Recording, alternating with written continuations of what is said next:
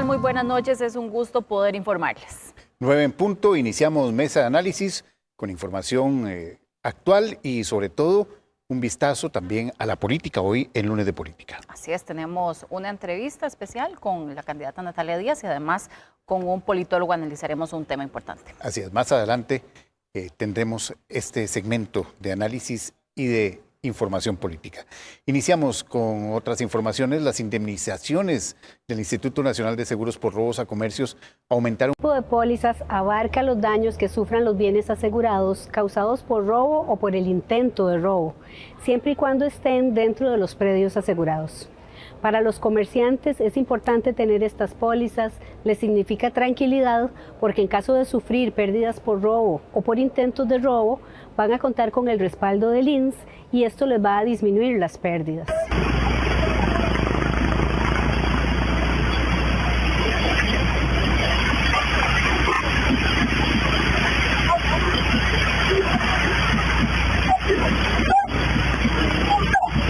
Estos pagos fueron posibles porque los comercios contaban con coberturas como robo local, comercial, incendio comercial e industrial o el seguro de incendio multirriesgo del INSS. Además de los bienes robados, la cobertura incluye daños al inmueble ocasionados durante el robo hasta de un 5% a un 10% de la suma asegurada, siempre que el asegurado sea el dueño del local o tenga responsabilidad contractual.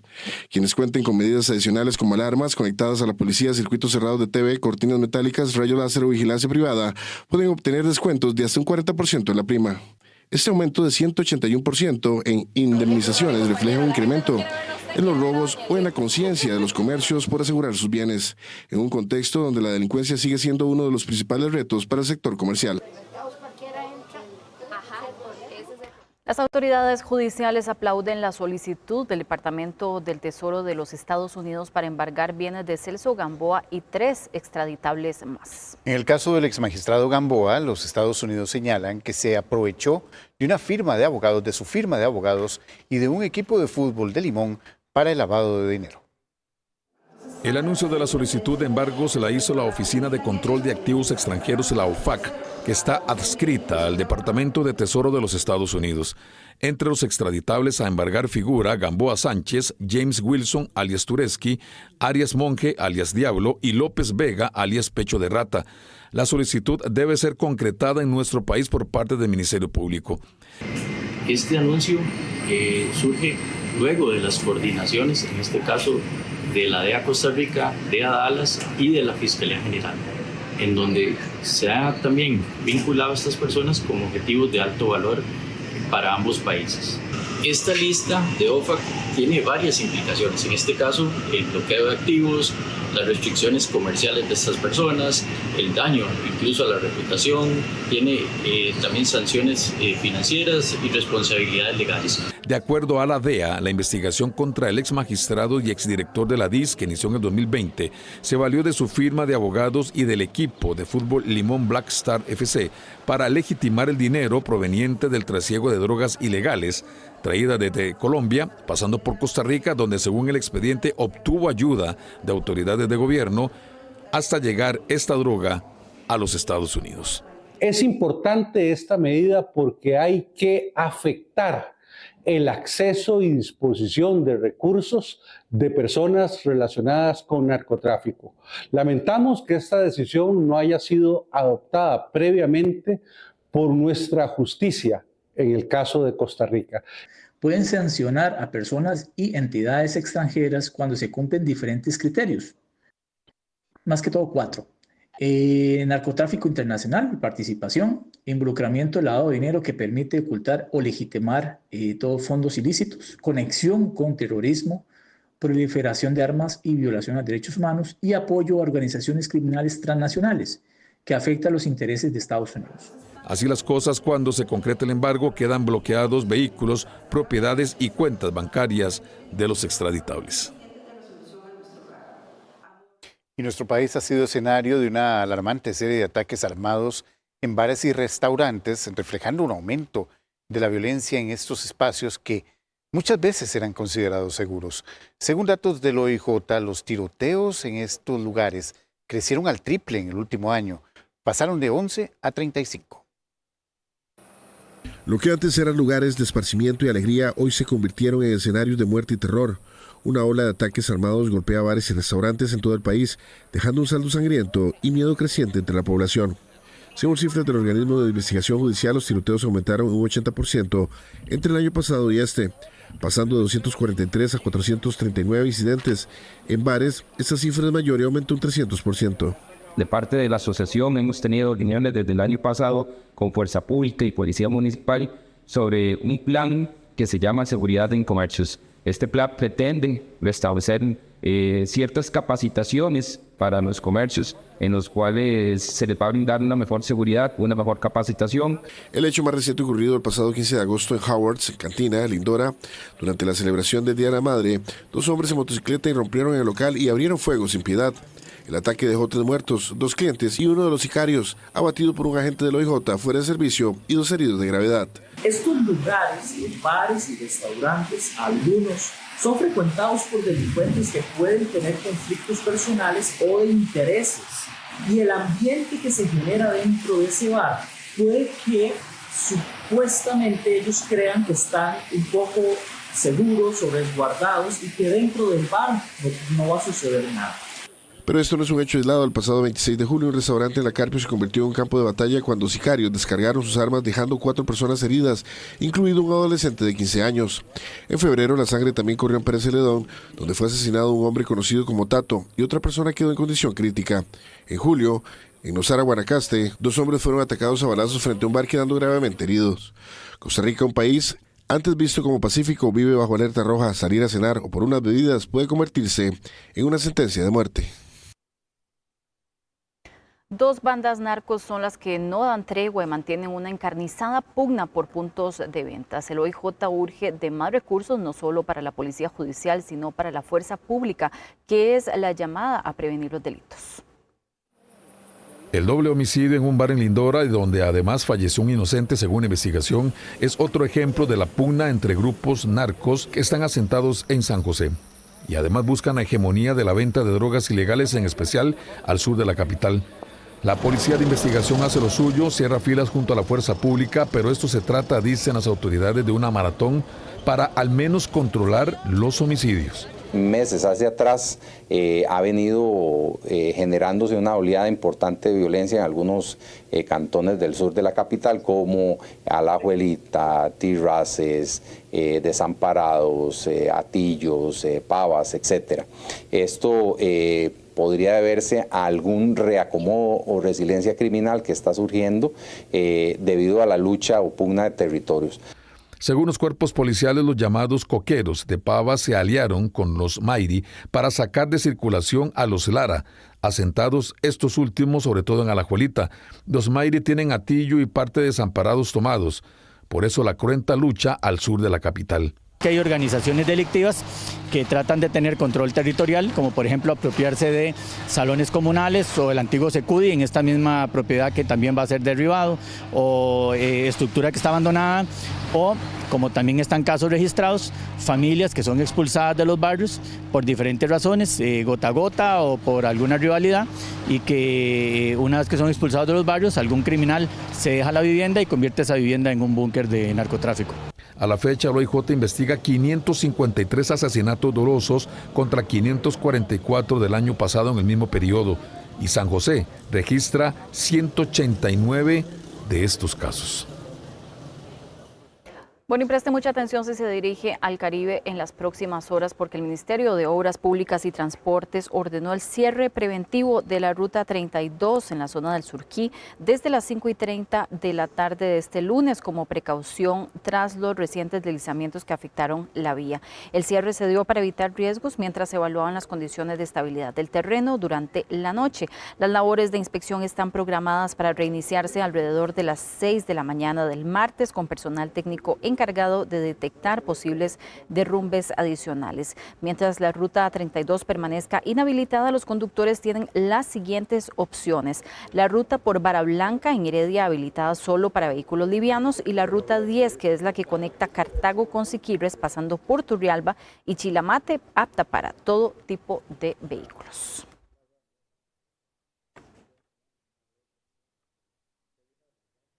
Y con el fin de evitar que el puente sobre el río Tárcoles tenga problemas, colapse en un eventual sismo, el Ministerio de Obras Públicas y Transportes trabaja en su intervención. Pese a esto, los comerciantes sienten incertidumbre porque en al menos 15 días tienen una afectación de casi 80.000 colones diarios. Desde hoy y por tiempo de 3 meses, el Ministerio de Obras Públicas y Transportes interviene el puente sobre el río Tárcoles. Lo que tenemos en esta primera fase va a ser por el espacio de 3 meses, arrancó justamente hoy, 18 de agosto, lo que sería un paso regulado, es una alternancia de carril. Eso es importante indicarle a todos los usuarios que no van a haber cierres totales durante estos 3 meses que va a dar, sería hasta noviembre como tal, que estaríamos justamente terminando esta primera fase. Se intervendrán los bastiones y las pilas del puente donde se apoya. Es un tema de riesgo porque vamos a hacer grandes excavaciones de alrededor de unos 14 metros de profundidad, donde lo que queremos hacer, reforzar justamente esas estructuras. No queremos que pase como ha pasado en algunos otros puentes, que durante una condición de sismo como tal, realmente la estructura puede fallar y como tal, si bien es cierto, puede ser que no colapse a la primera vez, eso ya implicaría justamente que se tenga que hacer un cierre como tal.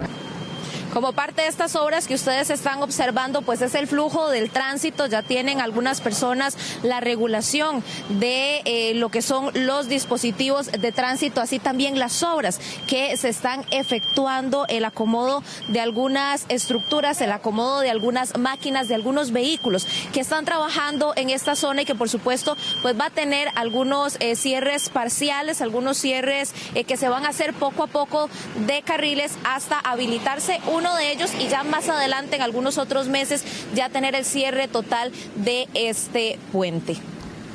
Ante esto, los comerciantes están bastante preocupados. Si uno anteriormente, un ejemplo, este negocito tal vez al día vendía 100.000 colones, ahora raspa tal vez unos 20.000 colones. Entonces está perdiendo como un 80%, es bastante. Sí, estamos con la incertidumbre de ver cuánta va a ser la afectación o si va a haber con el cierre de un carril, que va a ser por un tiempo prolongado de al menos 2-3 meses. La Cámara de Comercio de la zona tiene claro que dichos trabajos tendrán sus afectaciones. Tenemos que entender que a pesar de todas las gestiones que nosotros hagamos, de todos los trabajos, va a haber una afectación. Pero la afectación tenemos que sopesarlo sobre el hecho de que el puente se nos caiga. Y volver al estilo de antes, de la barca o algo así, eso no sería lo recomendable. Entonces, sí sabemos que va a haber afectación, sabemos que hay comercios, no solo de esa zona, sino inclusive de la zona de nosotros, ya aquí prácticamente en Jacó, que vamos a tener posiblemente menos la parte turística. Efectivamente nos hemos reunido, pero parece que no escuchan. Ya traían su plan hecho y no han escuchado nuestras intervenciones o nuestras solicitudes, que no solamente la ha hecho la municipalidad, la han hecho el comercio, la Cámara de Comercio, la Asociación de Desarrollo. Hemos estado insistiendo, hemos asistido a las reuniones que ellos han ofrecido para básicamente informar lo que ya decidieron, no para escucharnos ni tomar alguna decisión nueva. Los hoteles y otros comercios se intentan preparar para estas afectaciones. En estas obras los trabajadores también toman un gran riesgo y es que en el agua que está bajo esta estructura, como ya sabemos, habita gran cantidad de cocodrilos.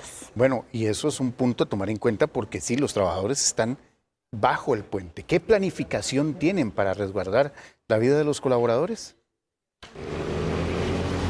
Con las obras en el puente del río Tárcoles se debe tomar en cuenta que los trabajadores también exponen su vida, puesto que en algún momento tendrán que laborar bajo la estructura. Con el MINAE, por el tema justamente de los cocodrilos como tal, que en este caso de una vez quiero también avisar que lamentablemente durante este periodo no se va a permitir el tema de avistamientos, tanto por un tema de seguridad para lo que son los trabajadores. Recordemos que vamos a estar trabajando bajo el puente, entonces lo que queremos es que justamente esos animales vuelvan más bien a sus nidos originales, que es aguas abajo y que no realmente no estén en las inmediaciones del puente. Entonces por eso es una razón por la cual no se va a poder, digamos, tener estos avistamientos durante este periodo. De acuerdo con expertos, es probable que los cocodrilos por su comportamiento se alejen de la zona. El problema está en que los cocodrilos que están justo abajo del Tárcoles están muy acostumbrados a la gente y acostumbrados a que los alimenten. Entonces, si no hay medidas de precaución y si no hay medidas de exclusión de cocodrilos de la zona de trabajo, llámese barreras de protección, entre otras, podría haber un incidente con los trabajadores. De acuerdo con Iván, estos animales se podrían mover, sea hacia arriba buscando la unión con el río Turruares o hacia abajo buscando la desembocadura. La población de cocodrilos en el Tárcoles más bien ha venido disminuyendo, principalmente por cacería. Entonces es muy probable que los mismos animales se acomoden dentro del río. Eso sí le podría decir que puede suceder. En estos casos, lo importante es extremar las medidas para evitar lesiones. Bueno, para que lo tome en cuenta, estos van a ser los horarios durante todo este mes a partir de esta semana, a partir de septiembre. Los horarios de los cierres totales serán de 9 de la noche a 5 de la mañana, máximo de 3 a 4 horas por noche. Pero para que lo tome en cuenta, incluso esto también se recomienda que se le diga a los turistas que muchas veces llegan desde el Aeropuerto Internacional Juan Santamaría y se desplazan hacia Jacó en horas de la noche. Así que los cierres totales se mantendrán durante todo septiembre de 9 de la noche a 5 de la mañana. Bueno, y también esto implica que habrá paso regulado por esa zona, específicamente el 25 de agosto, el paso regulado. El cierre es de un carril. En septiembre 25 el paso regulado también cierre de un carril. Estamos hablando también de octubre 25 el paso regulado, cierre de un carril, es decir, que el paso va a ser más lento, sin embargo sí va a poder pasar los vehículos por esa zona. Y el 3, el cierre en el mes desde las 9 de la noche hasta las 5 de la mañana. ¿Cuáles son las rutas alternas? Bueno, si tiene un vehículo pesado, un camión, por supuesto, la ruta más recomendable es la Interamericana Sur, a salir al Cerro de la Muerte, de ahí a Pérez Celedón, al cruce de Barú y devolverse desde Barú hasta el cantón de Garavito. Si no, también puede utilizar la ruta 239, esta ruta que comunica Puriscal con Parrita, que en algunas partes sí presenta algún problema, principalmente que está en algunos tramos, está en lastre. Así que a tomarlo muy en cuenta y estas son las rutas alternas para precisamente evitarse las presas que se están o se estarían formando por este cierre de al menos un carril y la reparación del puente sobre el río Tárcoles.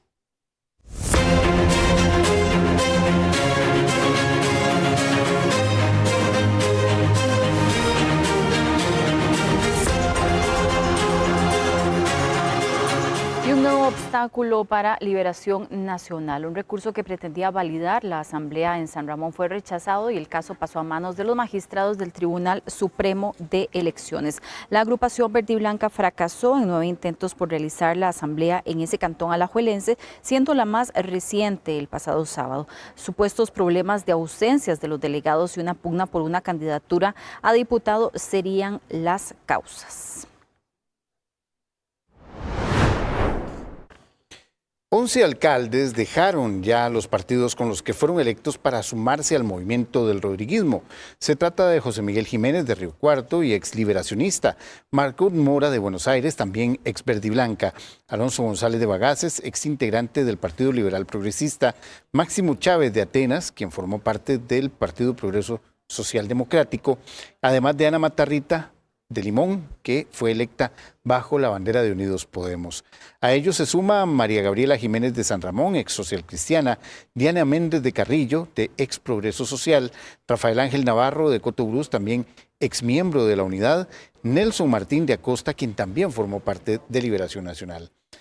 También los casos de Martín Vargas de Turruares, que perteneció a Unidos Podemos, y Beatriz Mora de Guásimo, quien era integrante del Partido Justicia Social costarricense.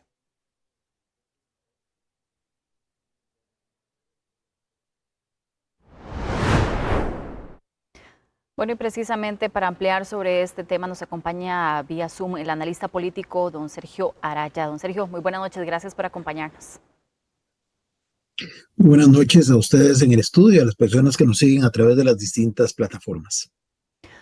Don Sergio, bueno, llama la atención esta renuncia de diferentes alcaldes en estas comunidades que hemos mencionado anteriormente. No es algo nuevo que algunas figuras se cambien de partido político, sin embargo, llama muchísimo la atención y se espera que puedan sumarse a este cambio más alcaldes en los próximos días. ¿Cómo podemos entender este fenómeno que está sucediendo? Sí, aquí se puede analizar desde diferentes aristas, tanto de lo que le interesa a los que han dado el paso de cambiarse, digamos, de partido, como también al partido al que están llegando.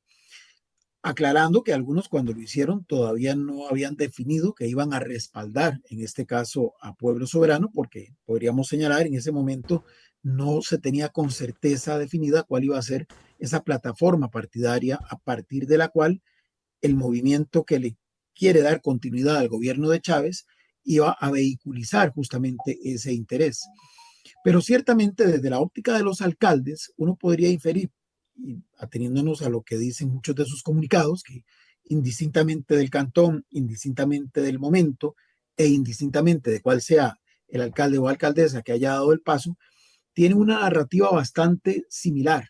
Si ustedes leen con atención los comunicados que han hecho o las intervenciones que algunos de ellos hicieron en escenarios públicos, en presencia incluso del presidente Chávez, siempre enfatizan en que toman esa decisión para tratar de garantizar un mayor bienestar de las comunidades que ellos representan, dando a entender que de esta forma van a articular mejor sus esfuerzos desde el gobierno local con su contraparte nacional, y ahora pues ya más en las vísperas del proceso electoral comienzan a incluir el tema de sumarse a ese proceso electoral que busca darle esa continuidad, como decía, al movimiento o al proyecto del gobierno actual.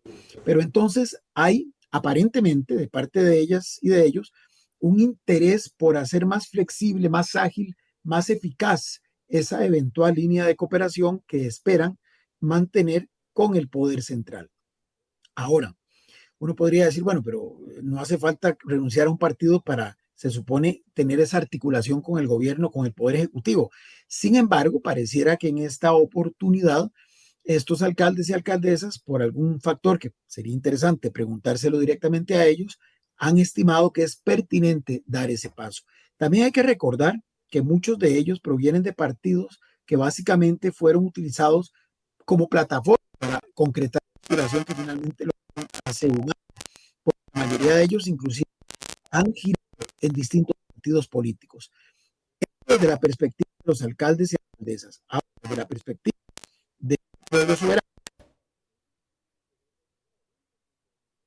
evidentemente lo que se busca es construir una base territorial que le permita justamente garantizar o por lo menos procurar una movilización efectiva de ese electorado que según sus estimaciones podrían eventualmente acarrear para el día de las elecciones. Entonces, de alguna forma, Pueblo Soberano, que es un partido de reciente data, que no tiene tampoco una estructura territorial robusta, una estructura territorial diseminada en los distintos territorios del país, se nutre de la presencia de estos alcaldes, pero sobre todo de lo que ellos podrían significar en términos de aportar eso que llamamos maquinaria electoral.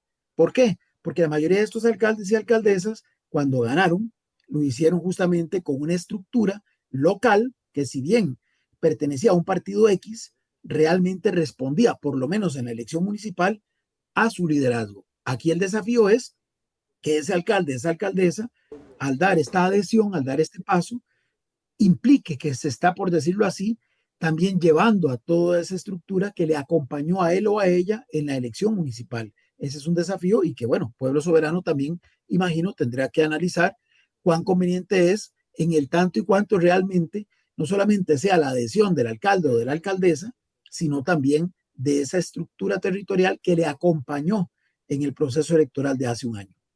Don Sergio, sobre eso recordemos que no estamos, el alcalde no está solo.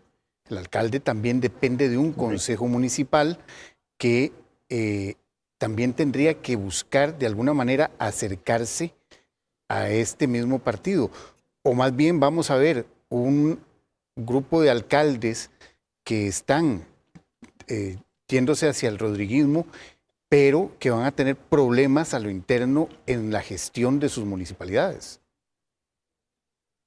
Bueno, ese es otro desafío, porque además el Consejo Municipal, recordemos, es como una pequeña asamblea legislativa, está integrada por representación de distintos partidos políticos. Inclusive, como suele pasar también en los últimos periodos a nivel nacional, ese alcalde, esa alcaldesa no cuenta con una mayoría en el Consejo Municipal correspondiente. Son muy pocos los que sí tienen esa posibilidad. Entonces, ciertamente podría representar, inclusive, si los regidores, regidoras, por ejemplo, del partido al que pertenecía ese alcalde o alcaldesa, no le siguen en este camino de renunciar a esa agrupación e irse al movimiento rodriguista, podría más bien generarle, como usted bien apunta, Paul, problemas de gobernanza interna. Eso es un desafío que tendrán ellos que validar, porque también es un hecho que estas alcaldesas y estos alcaldes están haciendo una apuesta en el sentido de que su continuismo al presidente Chávez ganará la elección, podrán articular una acción política con el sucesor, en este caso sería la sucesora del presidente Chávez en el Ejecutivo, y a la vez esto garantizarle a ellos y a ellas la posibilidad, porque muchos de ellos pueden aspirar a esto, la reelección a su cargo en el año 2028. No todos, hay como 2 o 3 de los que han dado el paso que no pueden reelegirse. Ahí también habría que analizar si algunos de ellos eventualmente estarían corriendo, por ejemplo, para aspirar a una diputación en Pueblo Soberano. Pero en el caso de la mayoría de los que han dado ese paso, tienen esa particularidad de que perfectamente podrían aspirar a una reelección en el 2028. Y reitero, todo esto es una apuesta, ¿verdad? Es una proyección que puede no darse, pero que finalmente hace que estas alcaldesas y alcaldes que tampoco tenían un arraigo realmente fuerte en los partidos que les permitieron llegar a esos cargos, hoy estén dando este paso, sintiendo que también para ellos es un ganar-ganar pensando en su propio proyecto político electoral en el 2021. Don Sergio, finalmente, no sé si podemos ir viendo un poco el panorama que es Liberación Nacional, quien más va perdiendo probablemente en esta salida o en estos cambios que están haciendo de partido los alcaldes. Incluso le está costando también formar más equipo, cohesionar con sus aliados cantonales. ¿Es un poco este el panorama que estamos viendo? Bueno, Unidos Podemos es otra fuerza política que también se ha visto muy afectada con esta salida de alcaldes y alcaldesas hacia el, digamos, continuismo, para llamarlo de alguna forma, en este caso hacia Pueblo Soberano. Pero efectivamente, como usted bien apunta, Liberación Nacional, en alguna medida la Unidad Social Cristiana, también se han visto afectados con algunas renuncias de alcaldes y alcaldesas. Aquí podríamos también entender, en el caso de Liberación Nacional, que ellos están enfrentando un proceso también interno importante, un desafío importante. Por ejemplo, no han logrado culminar satisfactoriamente el proceso de renovación de sus estructuras internas, pues está pendiente la famosa celebración de la Asamblea Cantonal de San Ramón. Y de alguna forma estos son indicadores de que a nivel de las estructuras de base, que otrora han sido el bastión a partir del cual se ha construido, digamos, los éxitos electorales de ese partido, pueden estar en un momento, digamos, de tensión interna. Probablemente, y en esto pues también es una especulación, pero el que ya Liberación Nacional lleve 3 periodos consecutivos sin ganar el poder ejecutivo ha ido generando en las dirigencias de base algún tipo de preocupación de si realmente continuar en ese partido les garantiza, por ejemplo, la posibilidad de un ascenso o de una carrera política ascendente a muchos de los que hoy están, digamos, en esos puestos. Porque, vamos a ver, estos son partidos acostumbrados a ganar los diferentes estamentos del poder, en donde entonces liderazgos que comienzan a nivel local van surgiendo, se van fortaleciendo y luego saltan, por ejemplo, a la arena nacional a una curul legislativa o eventualmente en su momento se prevén incorporándose a un gabinete de un gobierno de su signo partidario, y al esto comenzar a verse cada vez más complejo, al resultar cada vez más difícil prever un éxito en esa orientación, puede estar provocando que algunas figuras estén replanteándose la conveniencia o no de mantenerse en esa agrupación. Y como dije, es una apuesta, les puede salir mal, les puede salir bien, solamente las urnas lo determinarán en su debido momento, pero es una apuesta a tratar de hacer una especie como de cambio que les permita desde su lógica ser esa carrera ascendente a la que posiblemente y de manera legítima están aspirando muchos de ellos. Perfecto, don Sergio, muchísimas gracias por habernos acompañado en este análisis sobre este tema. Por supuesto, estaremos hablando más adelante conforme vayan dándose más posibles renuncias y posibles salidas de otros alcaldes. Gracias, don Sergio. Gracias. Bueno, y la candidata presidencial del partido Unidos Podemos, Natalia Díaz, afirma ser la mejor opción para gobernar del 2026 al 2030. Esta noche nuestro compañero Gustavo Castro visita su residencia para conocerla un poco más.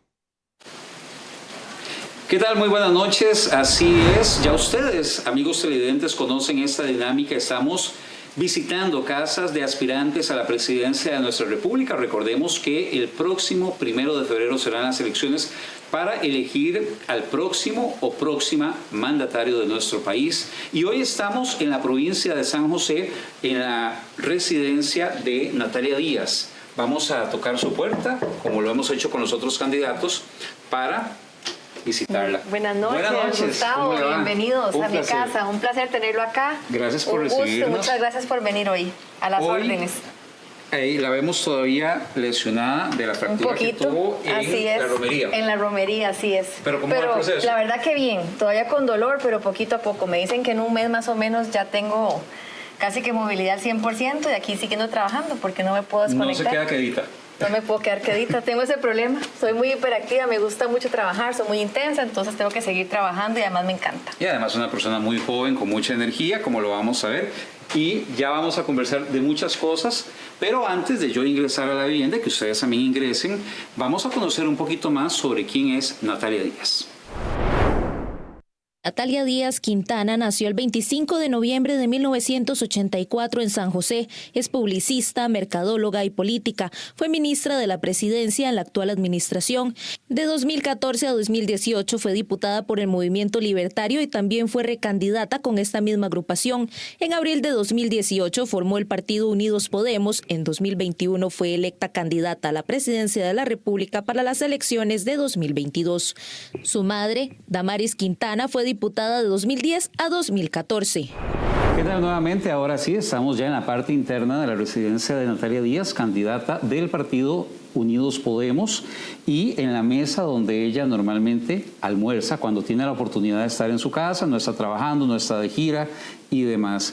Muy buenas noches, gracias nuevamente por invitarnos a ingresar a su vivienda para que la gente conozca un poco más allá del plano serio y político.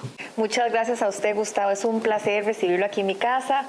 Realmente es un honor y que la gente conozca un poquito más sobre mí, ¿verdad? A título personal, más allá del tema político, creo que eso es lo importante también, conocernos un poco más y nuevamente muchas gracias. Esta noche usted me invitó a una gaseosa con hielo, lo cual agradezco mucho. Usted se decidió por agua, ¿por qué? Más sana. Prefiero tomar agua, me encantan las gaseosas, las trato de evitar al máximo, aunque me gusta muchísimo, pero agua es lo que siempre trato de tomar durante el día.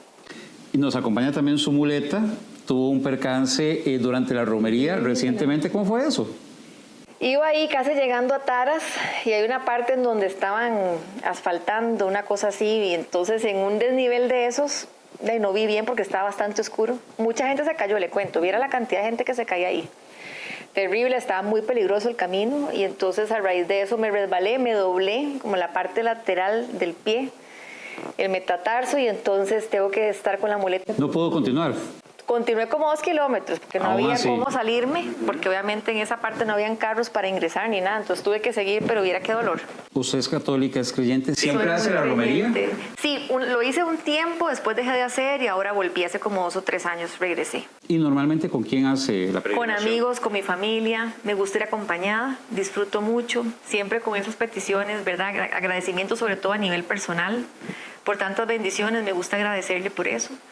porque sé que si uno, la parte espiritual básicamente no sirve, por lo menos en mi caso yo no funciono sin eso. Necesito eso en mi vida, me ayuda muchísimo, me da sabiduría, me ayuda en la toma de decisiones. Entonces esa parte para mí es realmente importante. Estamos en su casa, usted vive sola, cuénteme un poquito cómo es el día a día. Vivo sola, ya me acostumbré, me encanta. ¿Hace cuánto vive sola? Uy, más o menos desde los 26 años. Ya tamaño rato. Sí, hace rato. Pongamos unos 15 años, tal vez 16 años. Y me comentó desde que me fui a estudiar.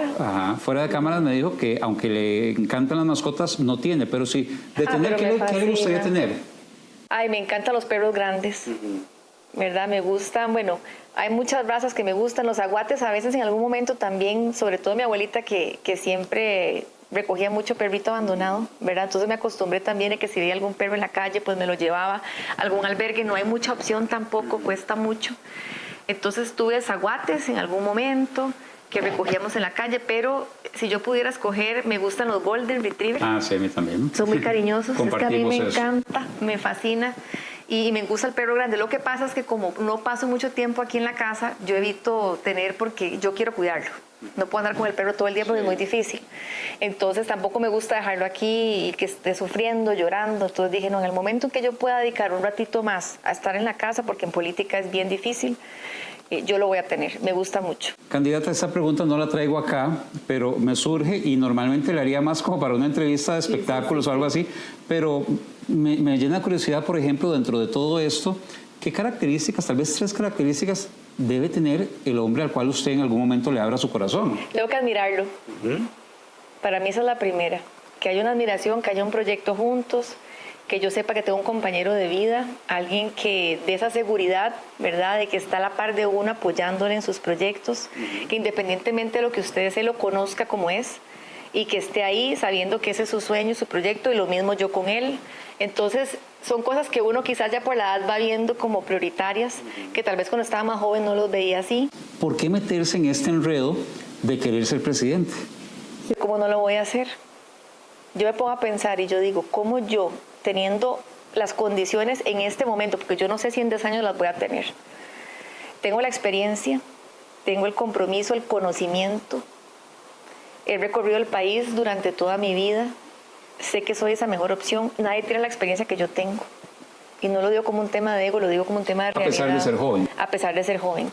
Tengo mucha experiencia política de muchos años y que yo quiero poner a disposición de la gente y servirle al país. Al final es eso. Y me mueve porque yo sé que podemos estar mejor, Gustavo.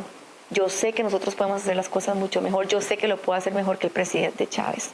Porque él abrió los ojos, concluyó una etapa, pero no puede seguir. Ahora, por esas cosas de la política, usted fue compañera de gabinete también, por ejemplo, de quien ahora también es candidata, Laura Fernández. ¿Cómo es su relación con la señora Fernández? No tengo relación con ella. La conocí como miembro del gabinete. ¿O qué concepto tiene de ella? Compañera de gobierno, es como la veo. Trabajamos juntas y al final pues logramos objetivos y demás a nivel de la Asamblea Legislativa. Yo me enfoqué mucho en los objetivos de la presidencia, porque al final mi labor era articular con el Congreso, pero yo trabajaba con todos los ministros.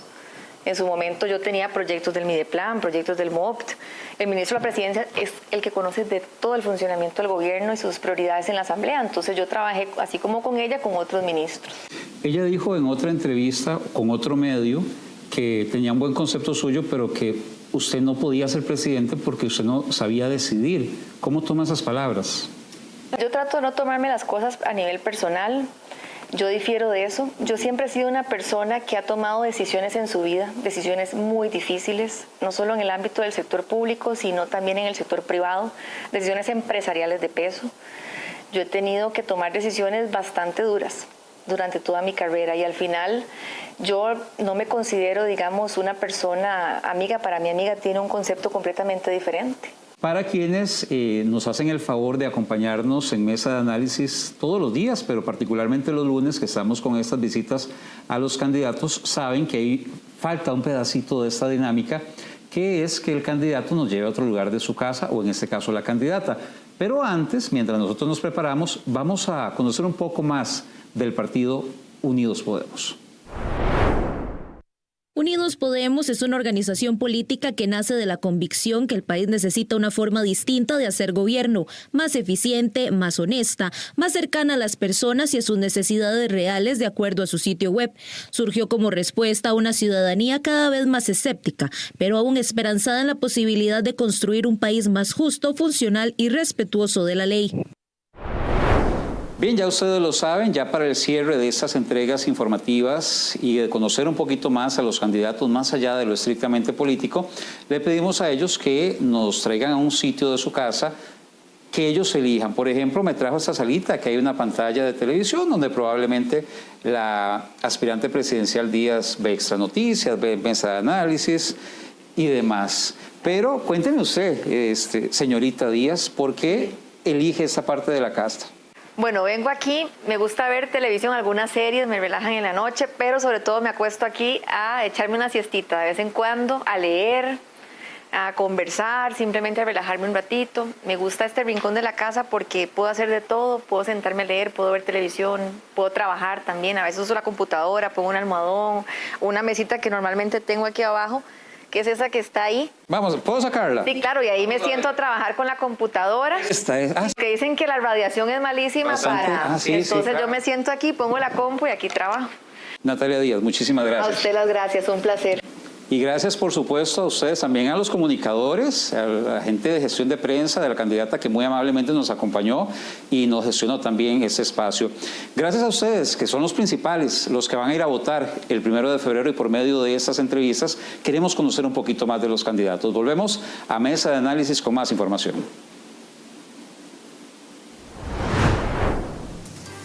Vamos a hacer una pausa en esta edición de Extra Noticias y al volver, a paso muy lento, avanza el análisis de mociones de la Ley 4x3 y esto ya genera molestia entre los diputados.